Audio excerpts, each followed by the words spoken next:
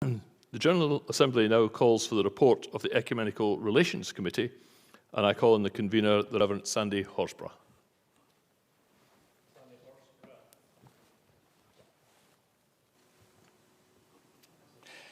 Sandy Horsburgh, 711, convener of the Committee on Ecumenical Relations.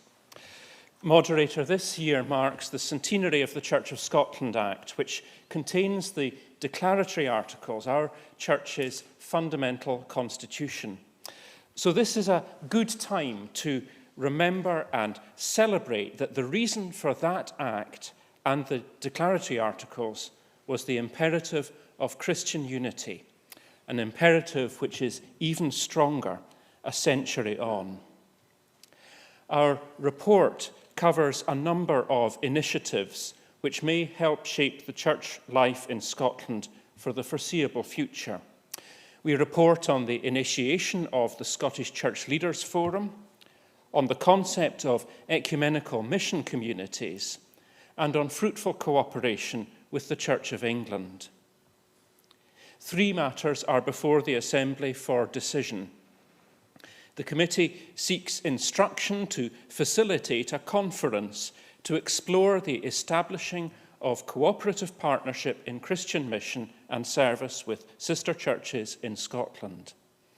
The renewed presbyteries with which we will engage will be key to this. Recognising our existing and long-standing close relationship with the Scottish Episcopal Church, we present the St Andrew Declaration for adoption by this Assembly, as it will be presented to the General Synod of the Scottish Episcopal Church in a few weeks' time.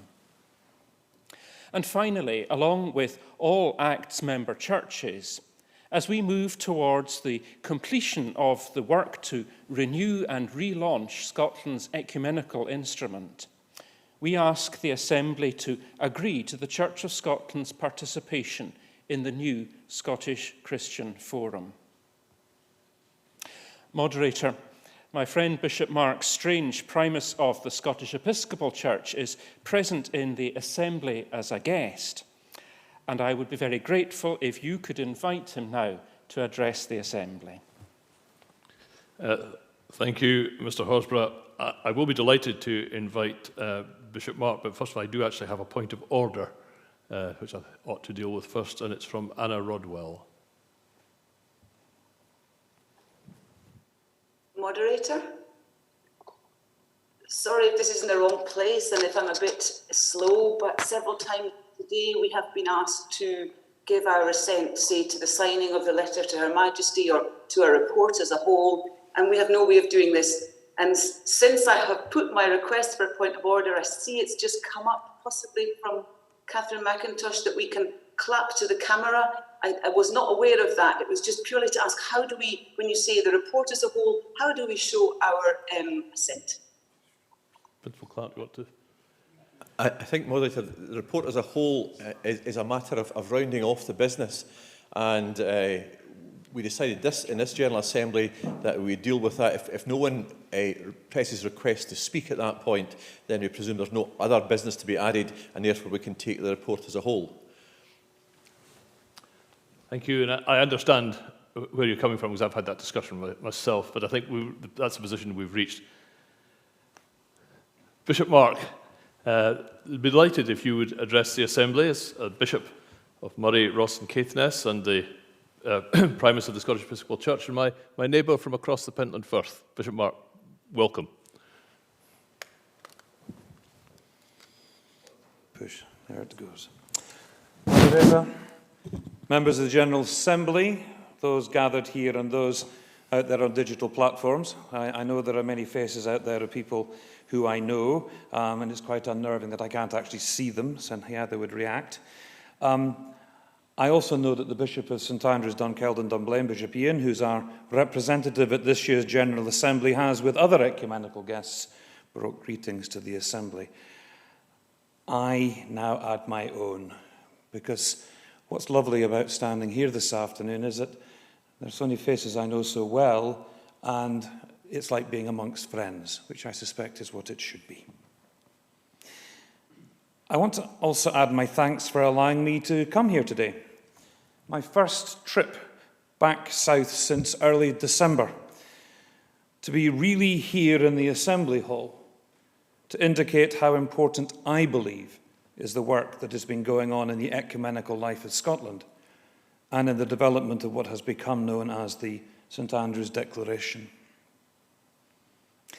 When I last addressed the General Assembly 5 years ago, it was in response to the debate of the Columba Declaration.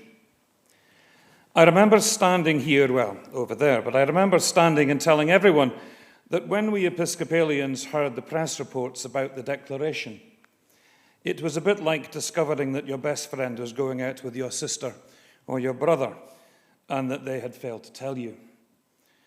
You could understand why they might want to be together, but we needed time to work out how we really felt about it and how we might fully respond. And that moment, for some of us, I know not for all, did something remarkable. Difficult as some of the conversation might have been, it helped us to realize just how much we cherished the company of our sibling and our best friend. It also caused some of us, and please keep up with my analogy for just a little bit longer, caused some of us to begin to try to work out if the Church of Scotland represented sibling or best friend. And I'm still not quite sure I've worked that out for myself. I remember the surprise of the Church of Scotland representatives at the first meeting of our common calling when I quoted the third article to clarity as a way forward in our developing relationship. Some were clearly amazed that an Episcopalian would have spent time studying these documents. Yet for me, this is a fundamental understanding of how we both see church. It's about providing a loving and prayerful worshipping community for the whole nation, from the Glen Head in Sutherland to the close end in Partick. And that's why these past months, which have been so painful, have also been so remarkable in our shared journey. The concern of keeping the church alive in this new way of life. People discovering things they'd never discovered before, that they could be at a Eucharist in Holy Trinity Melrose, followed by morning worship at St Cuthbert's in Edinburgh, and finish with a Mass at St Aloysius, all in the same morning. I've heard more and more people telling me that their faith isn't denominational. Rather, it's about where they encounter God, where they feel loved, nurtured, and respected for who they are. I personally have delighted in the relationships built in the Scottish Church Leaders Forum. The good-natured banter, and it is, I know you may find this surprising, the good-natured banter shared with the Principal Clerk and also with Bishop Hugh Gilbert as we discuss matters with the government. It's felt at times as if I was witnessing the beginning of the end of what too often has seemed in my life like competitive religion. We've shared the difficulties and we've helped each other find ways forward. And that brings me back to what we refer to as the St Andrew's Declaration. For those of you who read ecumenical documents, its use is a form of words that we've shared in other declarations with other ecumenical partners around the world. Yet this is something we have never shared with each other. Sometimes it seemed that our relationship is too complicated, with too much history and too many differences. But I believe that when two good friends, or is it two siblings, realize that the faith needs of the people of Scotland are not best served when we each spend time doing many of the same things in two separate places, almost next door to each other, especially when in the next community, church life is struggling. This declaration isn't ignoring the things that seem to make us different from each other. Some of those differences will need to be worked through, or dare I say it, simply accepted as differences. Differences we will always have. Remember, I plead, unity is not the same as uniformity. What I believe we're trying to do is to encapsulate the working together that we've already achieved, while it also informs the communities we serve. That we aren't here to compete for your loyalty. We are here to share with you our vision of a Scotland still served by the Church, with all its breadth, history, and prayers for the future. I commend this document, and I look forward to the day when we're able to sign it together. Thank you, Moderator.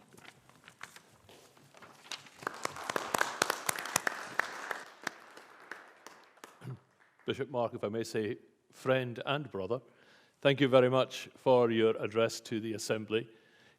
You've given us some very profound thoughts, and indeed your commendation of the St Andrew's Declaration, which we will come very shortly to consider. I think, too, the fact that you talked about how we must get away from the competitive religion into an era of cooperative religion, and I suspect that of the many down things we've had to deal with during the pandemic, some of the ones I've heard time and time again is that what has brought church leaders in Scotland together through your forum has been a very productive piece of work and something which, beyond pandemic, we must surely wish to continue. Thank you very much for being with us today. Mr. Horsburgh.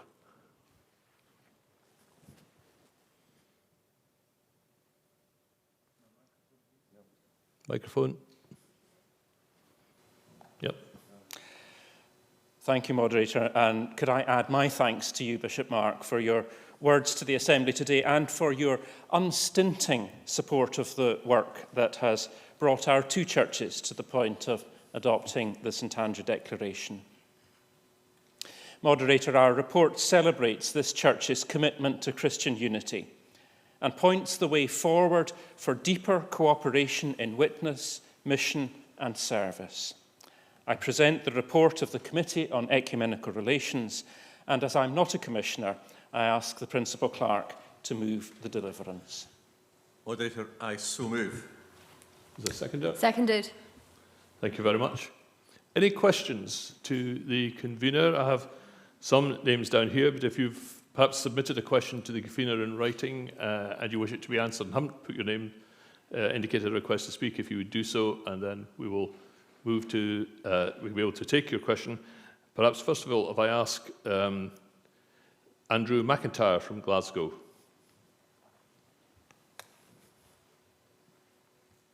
Moderator, a question to the convener, and it follows on from what the Bishop has just said there, and also your own response.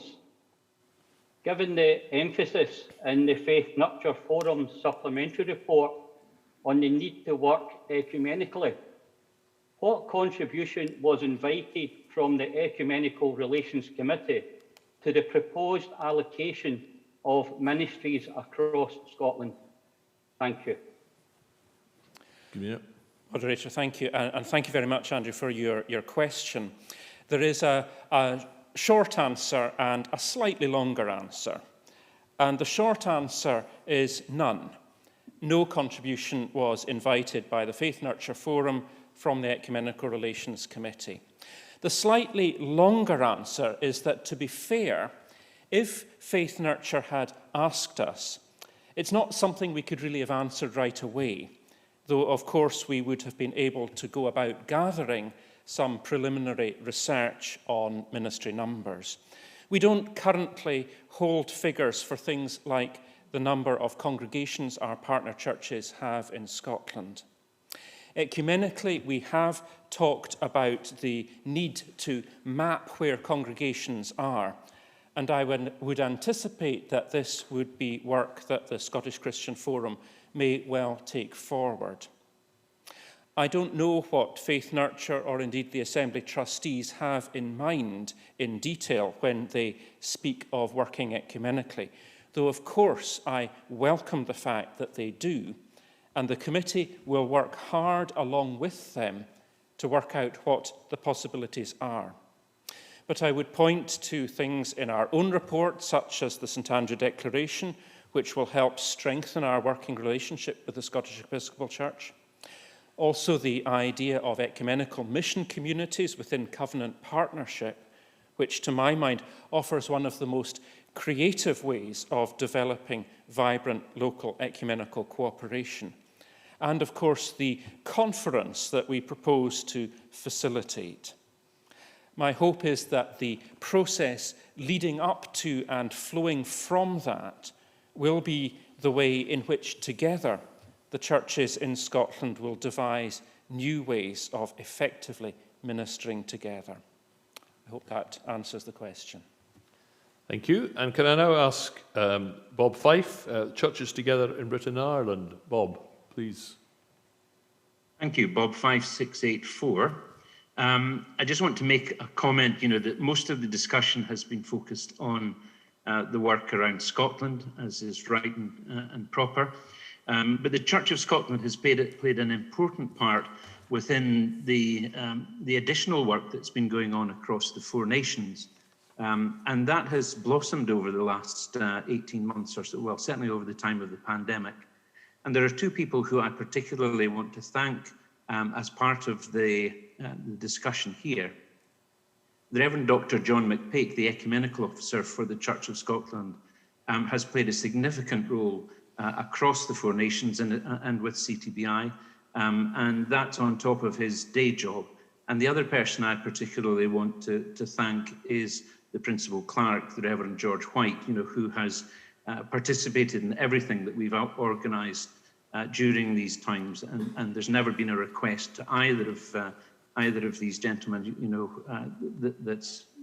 that's been turned down. And so the work across the four nations has been very important and has moved on tremendously. And I just want to minute our thanks to both of them, and especially to John McPake for the enormous workload that he has taken forward. Thank you very much. Thank you, Bob, and thanks for reminding us of the importance of ecumenical relations across these islands and not solely in Scotland. Can I ask Rosemary Frew, please? Moderator, it's just a point of clarification. Further to what was asked about the weightings and whether we take account of those from other denominations. And it is to say, yes, we do. Not through way of consultation, but through way of using statistics from the last census about denominational affiliation. So there is an acknowledgement within the weightings of other denominations within Scotland. Thank you. Thank you. Thank you, Rosemary.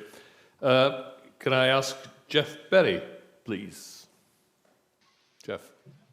Moderator, Jeff Berry, number 73. I'm not sure you can hear, but I've spoken too soon. We can hear you. Yes, I can hear you. Thank you. 2016, the Archbishop of Canterbury spoke to the General Assembly in support of the Columba Declaration, and while he did so, he commented that if the Church was to look at the conduct and the practice of military chaplains, you would see a working example that is significantly ahead of the rest of the Church. I'm not going to claim that we are the experts in this at all. However, ever since joining the army, my ministry and my Christian walk has been incredibly enriched by working alongside people from other denominations. It's fair to say that I think in the last 8 or 9 years, I've only worked with 2 other Church of Scotland ministers as neighbours. Every single time it's been people from other denominations. And especially when it comes to services, combined services, the understanding and the acknowledgement that we do have differences and that we do have different traditions and we accept the different traditions. The way we try and explain it to soldiers is that we all like ice cream. I might like chocolate. My Roman Catholic brother might like strawberry, but we still both like ice cream.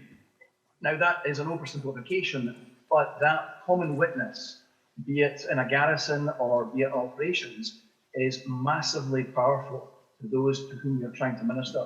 So I would like to commend this. I would like to thank Bishop Mark's reminder that even in these discussions, It's the banter that keeps you going.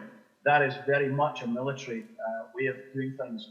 And the banter between military chaplains can be quite cutthroat at times, but it's always done out of a sense of love and a sense of fellowship. So I would like to thank the convener for his report. I would like to thank the Ecumenical Relations Committee for the work they're doing. And I would like to say, can we please move faster with this than we are doing at the moment? Thank you. Thank you. Thank you, Moderator. Just a very brief response, Jeff. Lovely to see you there at Fort George.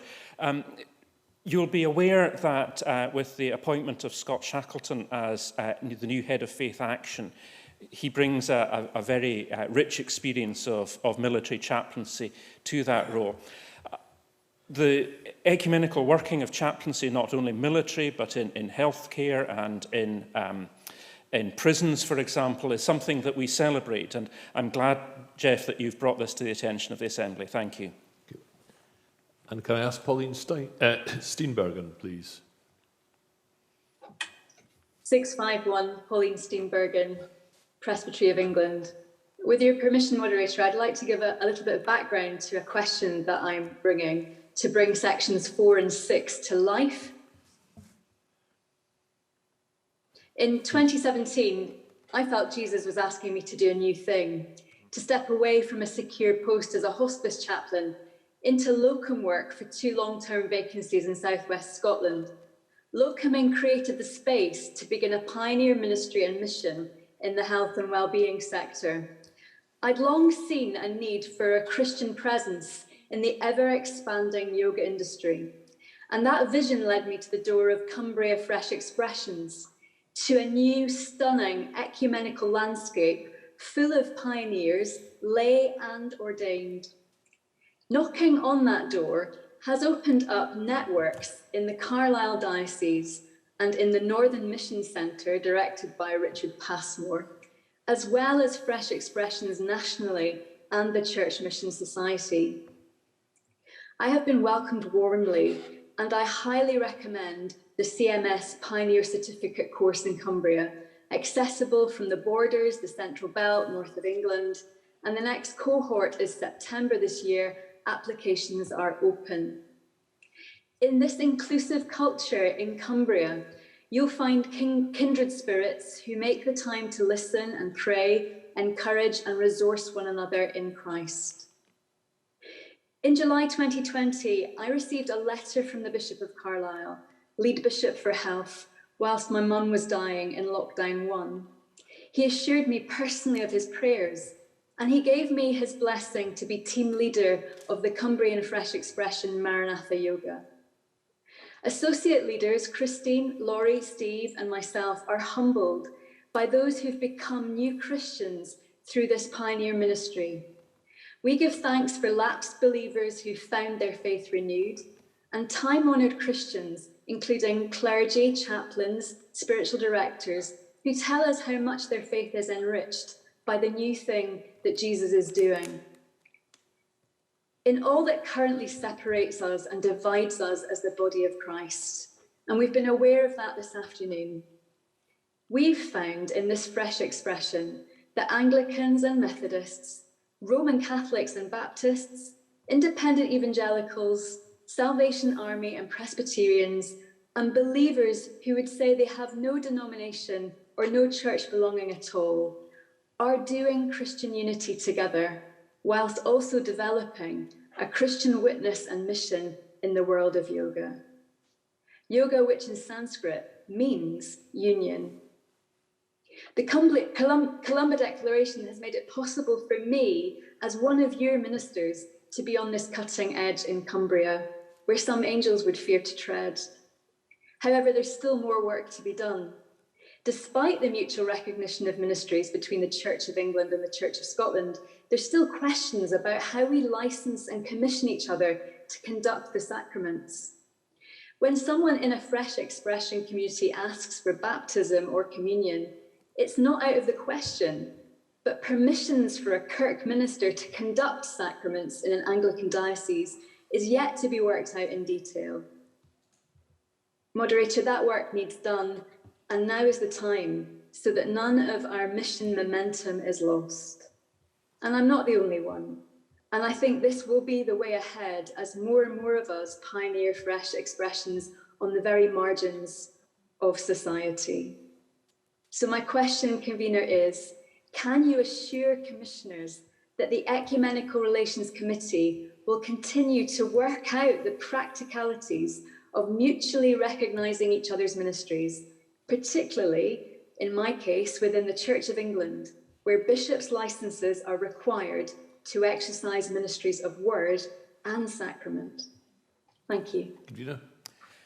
Thank you very much, Moderator. And thank you, Pauline, for your question. There's something I think rather wonderful that with these last two comments, we've one from Jeff in the military chaplaincy and yourself in yoga, two things which are quite contrasting in many ways. You've brought out the imperative of working ecumenically. I thank you also, Pauline, for the correspondence, which has been very helpful that we've had over the last few days. In a sense, though, what you are asking us to continue to do is not something that we are doing in relation with the Church of England just at the moment.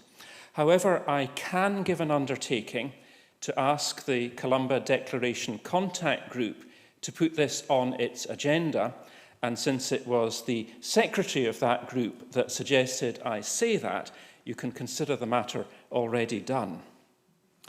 Currently, the contact group is sharing reflections and insight on the common tasks that we face across our churches. It's thinking about strategy and vision. It's talking about COVID recovery. It's dealing with increasing cooperation on mission and public affairs in relation with engagement with Westminster. There's discussion about the 5 marks of mission and the International Reformed Anglican Dialogue work on koinonia, as well as on the mission community model, which you'll be very familiar with in Cumbria. So you can see it really has a very full agenda indeed before it. One thing I would say, of course, is that we are not in a position to compel the Church of England to do what your question requests, which would potentially conflict with the integrity of their tradition. And equally, the Church of England is not in a position to compel us to do that either. Further, I think it also has to be acknowledged that in terms of sharing ministry, we would see our primary Anglican partner as being the Scottish Episcopal Church, for the simple reason that our two churches share territory, both being national churches in Scotland. So for practical reasons, discussion on sharing ministry in the way that you are envisaging, I think, are more likely to take place with the Scottish Episcopal Church in the short term anyway, than with the Church of England. I realise, Pauline, that this may not help you in your particular situation, but I would say that if outside the General Assembly we can have further conversation, of course, we'd be very happy to do so. Thank you. Thank you very much, Mr. Horsburgh. We now move to consider the deliverance. I have no requests to speak on sections 1, 2 or 4. There's a proposed amendment to section 3, but no request to speak on 1, 2 or 4. I will give just a short time if anyone wishes to register a request on any of these 3 sections.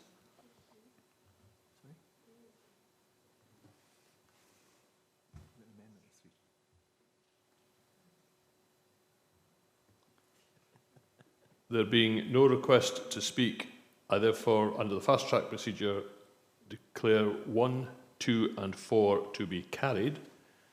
We now move to section 3, where there is an amendment from the Reverend Dr. Peter Donald. Dr. Donald? Thank you very much, Moderator. And I think it's just been updated, which I'm glad about, because although this is a very minor amendment, it wasn't quite so minor as it was looking just a minute or two ago. I'm simply asking for the deliverance to be extended slightly so that rather than exploring a cooperative partnership, the conference will explore the establishing of cooperative partnerships in the plural. And then at the end of that proposal, just spelling out that we really do need to take heed, amongst other possibilities, of the regional covenant partnerships and local mission communities referred to in the report in section 4 in Cumbria, which we've indeed just heard a little bit more flesh about from Pauline Steenbergen.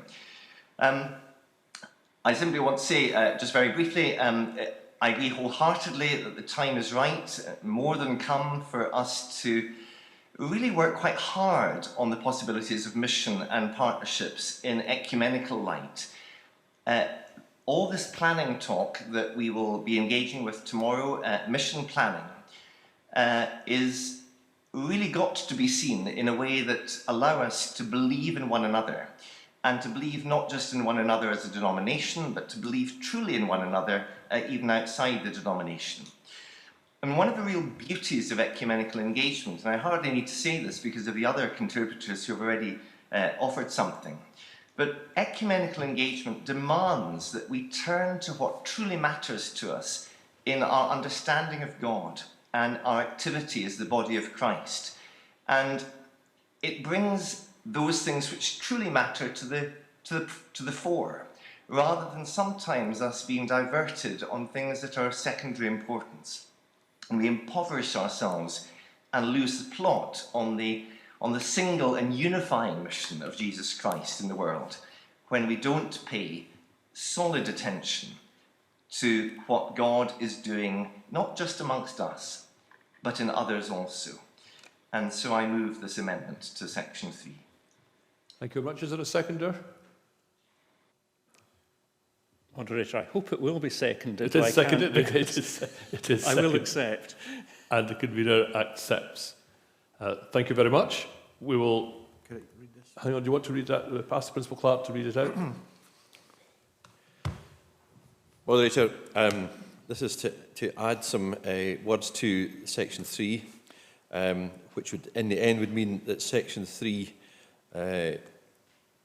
amend section 3 to remove "a" before cooperative and make plural the word partnership, and then at the end to add the words taking heed amongst other possibilities of regional covenant partnerships and local mission communities. Thank you. There were no other requests to speak in this, and the convener has accepted. If I must put the amendment to the Assembly, will you please show pressing buttons for or against on this amendment to section 3? Voting is open.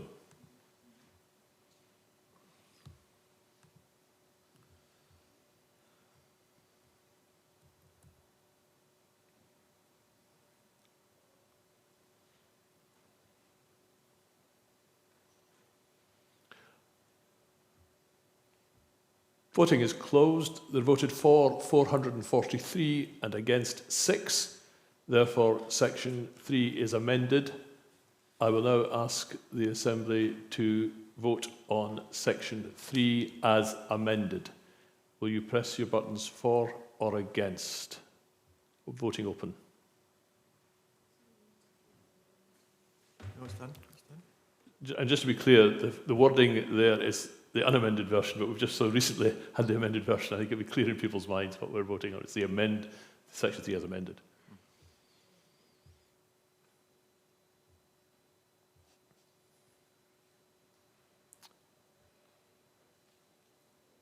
Voting closed. There voted for 456 and voted against 9. So that is passed as amended. We now proceed to section 5.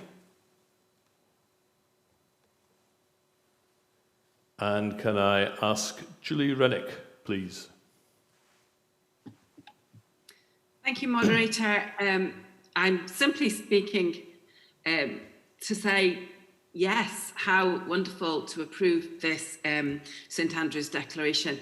If I had been in the Assembly Hall today, I would have been one of those familiar faces to Bishop Mark.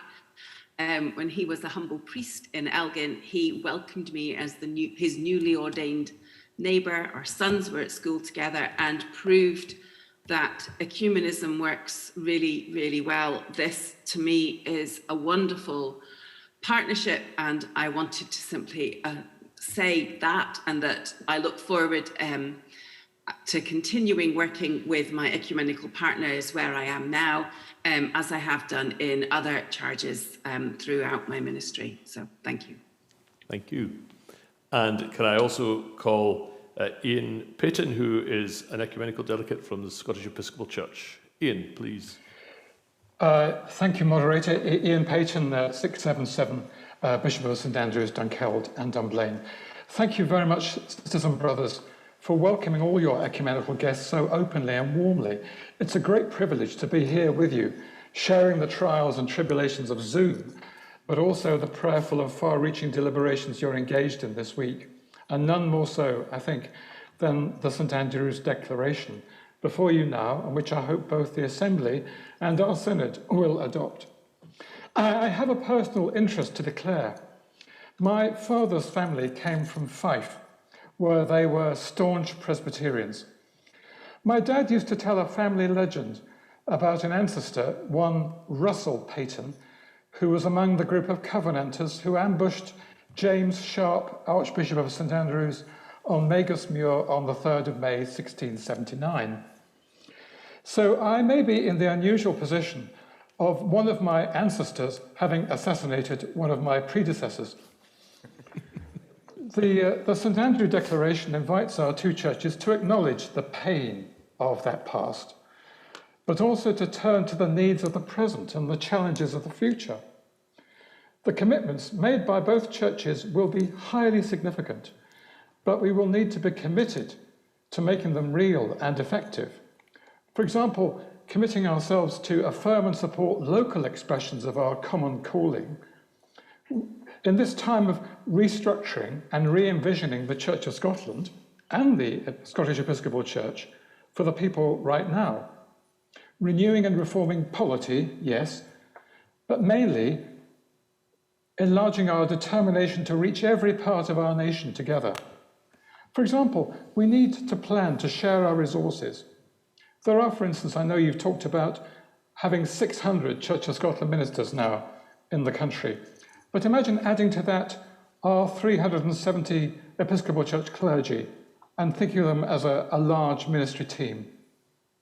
I'm aware of so many places in this diocese where congregations really want to do more together. And I want to enable them to be fully partners for mission and service. Places like Stanley, a village outside Perth, where we have a church and a small congregation, and you have a larger congregation having to meet in the community hall. They're desperate to get together and become one church. We are, of course, a small church, and I'm not referring to the Episcopal Church, but to the Christian church as a whole in this country, in which more than 50% told the 2011 census that they were of no religion. Yes, to quote the retiring moderator, we have work to do. Let us try to do it together. Like my family, like any family with a diverse religious history, the family of the church is unequivocally called into full communion, not because we've resolved our differences, but because we still have them. As a speaker today said, our similarities make us strong, but our differences make us stronger. I do commend this report to you, as I will to my own synod, and I pray for our future working together. Moderator, thank you, and may God bless you, the whole General Assembly, and both of our churches. Thank you very much, Bishop Ian, and thank you for your good wishes, for your insights, and for your encouragement. And I'm not sure, but if I am permitted to make an observation, is the skating minister behind you a clear sign of ecumenical accord? Sandy, do you wish to? Just simply to say thank you to Bishop Ian and to say that we have, it's taken us a long time, but I think you can be assured that none of your descendants will ever murder one of your successors. We are close friends, we are sisters and brothers now, and it will always remain that way. Thank you very much. I must put section 5 to the vote. Have your buttons ready to vote for or against, and voting is now open.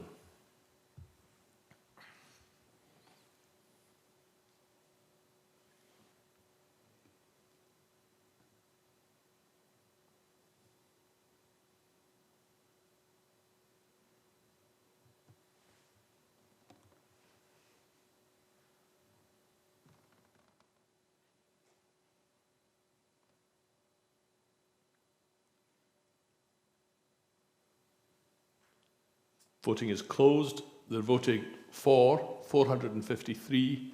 They're voted against 10. So section 5 is passed. And I very much look forward, I hope, to being able to sign the St Andrews Declaration on St Andrews Day. We now move to section 6, where I have some requests to speak, and I have great pleasure in calling Alison Elliott. Alison. Thank you, moderator. Elliott 40. I would really like to find out a bit more about the Scottish Christian Forum, and my question relates to section 5.2 of the report, where it says that the Scottish Christian Forum will support a wide variety of projects on which the churches will work together. Can the convener give an indication of what kinds of projects will be undertaken? Who will be able to initiate a project? Will it be individual churches, bodies external to the churches, or the forum itself? And what steps will be taken to ensure that the churches take ownership of this work and its outcomes? I ask this question because it touches on matters that have created difficulties for previous ecumenical instruments in Scotland. Thank you. Thank you, Alison. And can I ask Brian Kerr, please? Moderator, I think that was a question, if I may. Sorry? Question? Was a question? Yes. Sorry, I thought we would take it then. Sandy, reply to the question now. Yeah. Helpful. Thank you. Yes, thank you, moderator, and thank you so much, Alison, for your question. At the moment, it's quite difficult to say how the Scottish Christian Forum will operate. We've drafted a new constitution on the basis of a Scottish charitable incorporated organisation. The idea is that there will be within it a variety of forums, that the Scottish Christian Forum itself will act as an umbrella, as it were, over others. Some of them we expect to be long-lived, like the Scottish Church Leaders Forum and the Ecumenical Officers Forum, but others will have a short life, dealing with matters on which the churches discern that they will be able to work better together. We are going for the so-called Australian model, which allows churches to opt into those things that they wish to take part in, but does not prevent other things taking place just because not every other church in membership is participating. We're not yet at the stage of determining what projects may be undertaken, and I would think it will be principally up to member churches to propose projects and forums in which to do them. I would say that some broad principles have been agreed. Each forum will reflect the interests of the members of the Scottish Christian Forum, or the interests of a significant number of the members. They will not duplicate the work of the members of the Scottish Christian Forum. They'll complement the work of members of the forum. And where agreed and where appropriate, they will be the principal expression of the work of the members of the forum. In your email to me, Alison, you made some very useful points, and I'm slightly sorry that you didn't expand on them this afternoon, about the difficulties that the Scottish Churches Council and Acts each encountered. And it's probably helpful, and I'll pass them on, it's probably helpful that they are aired and remembered and recognised as work continues to form the Scottish Christian Forum. As you know, the new trustees are only just being appointed, and these matters certainly will need to be in their minds. Thank you. Thank you, Sandy. That very comprehensive reply. Can I now call Brian Kerr, please? Moderator, thank you. Kerr 194. It's probably a follow-on from Dr. Elliott's question from a slightly different angle. And really, it's those of us who have been involved in Acts in any way will remember some of those meetings that seem to last forever. And by forever, I mean forever, where you take a decision and nothing seems to move forward. Is it by design or by goodwill of the people currently involved that the convener hopes that the Scottish Churches Forum will be different to Acts? And if it is with the will of people now, what's to stop it turning into the same situation that we had with Acts that was well documented a few years ago. Thank you. Thank you, Moderator. Thank you, Brian, for that question. Yes, there is a certain amount of will, but I would say that within the Acts members meeting at the moment, there is a lot of determination that we should try to avoid the difficulties of the past. And that's what I was meaning about being able to work more flexibly, not necessarily always having to have everybody on board, but for some member churches being able to say, this is not something we're particularly interested in, but we support others who are interested in doing it. I share your sense that sometimes the work is very slow, and I would be misleading the Assembly if I claimed otherwise. There is a reason for that, and I think it's a good reason sometimes. And that's because we're dealing with relationships. We have to take into account as we move forward that every church has its own processes, every church has its own concerns, and it would be quite wrong, and I say this as somebody who goes to these meetings as the representative of the Church of Scotland, it would be quite wrong for those of us who are perhaps considered to be larger denominations to be too pushy. And certainly we wouldn't want to be exerting undue influence. It's a process which requires patience. As Brian well knows, we've been at this task for some years, but I think really now we are at the point where all that patience and all that work is about to bear fruit. Thank you very much. We must now move to a vote on section 6. Again, sorry, before that, there was a question, I think maybe a point of order from David Locke. David? Band 549, yeah. Yep, thank you. 549. It's not a point of order, Moderator. It's just a question, a practical question, if I may. We have a very active local Churches Together forum, which we loosely associated with ACT. So it's really, we wouldn't be making a decision as an individual church. We, as a group, would be wanting to consider our relationship with the new forum. And I'm just wondering, what are we meant to do? Are we meant to contact this new group, or will they contact us, or what? Thank you very much. Just bear with us. Sandy? Thank you, Moderator. John's whispering in my ear. Yes, I think we would encourage you to work through your presbytery. We're certainly encouraging, well, not encouraging. The committee is undertaking work with the Reformed presbyteries to encourage ecumenical work. I would also say, be in touch with the enabling group that is bringing the Scottish Christian Forum into being.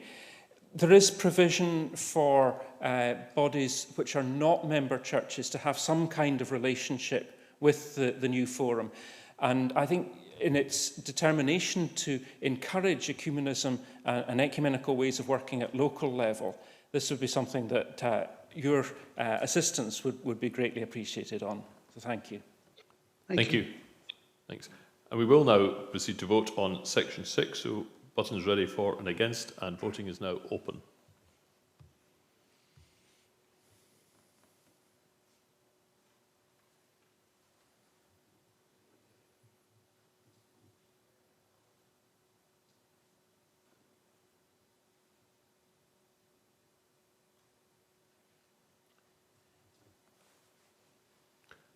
Voting is closed, and that is passed by 460 votes to 4. And we now move to section 7. And I call the Very Reverend Dr. Russell Barr. Moderator, as you're looking forward to signing the St Andrews. It's, It I was think my it's privilege. frozen there, Russell. I mean, I think it's frozen. We didn't quite get your number, your name and number. Russell Barr, number 2. Moderator, as you're looking forward to signing the St Andrews Declaration later in the year, it was my pleasure and privilege to sign the Columba Declaration in 2016 at Crown Court Church in London with the Archbishop of Canterbury, Justin Welby. I recall on that occasion we discussed what difference it would make to our respective church lives, and in 5 years' time, would we notice a difference? 5 years have passed, and at the coming meeting, I was working with John McPake earlier to set the agenda. We will be speaking about the impact of COVID and how we're going to mark our shared loss. We're going to be speaking about the way COVID-19, the pandemic, has shared and is shaping our understanding of worship, of ministry, of mission. We're going to be speaking about the way the 5 marks of mission are shaping the life of our respective denominations. And we're also going to be speaking about the missional communities in Cumbria, something which the Church of Scotland, its congregation in Carlisle, has been at the heart of shaping. And you've heard earlier in our discussion from Pauline Steenbergen on her role, her work. There is still work to be done. Your predecessor Martin made that clear, and I listened very carefully to what Pauline said earlier and can assure Pauline that that's exactly the kind of conversation which the Columba Group will facilitate and which I will have with Bishop James Newcombe, who is the Bishop of Carlisle. So that will be part of our conversation. So the Columba Declaration is making a difference. It will continue to make a difference, and it's something which I hope the Assembly will welcome. If I can go... Afraid the screen has frozen again. Can we Go back to Petersham. I live a couple of miles from the Bishop's Walk. If he would like to join me to visit the Archbishop Sharp's grave, then I'll be delighted to take him to see it, and I promise him nothing worse than a good cup of coffee when we've finished our walk. Thank you very much, Russell. With that generous offer ringing in our ears, Sandy, do you wish to? Just to say to Russell, thank you for your work as co-convener of the Columba Declaration Contact Group. Thank you. Thank you. And now I must put section 7 to the vote. Will you have your buttons for and against ready? And voting is now open.